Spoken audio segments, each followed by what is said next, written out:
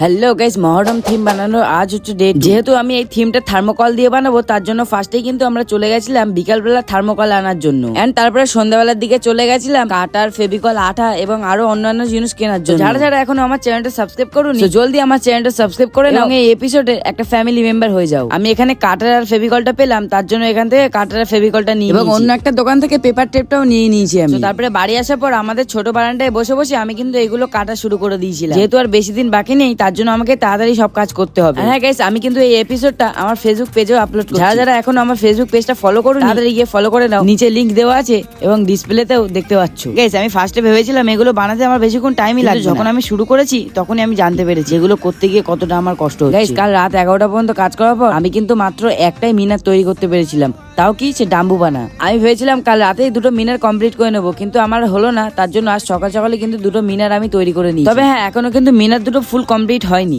এর উপরে কিন্তু আরো ডিজাইন হবে। আজকের মতন এখানেই শেষ করছি, টাটা।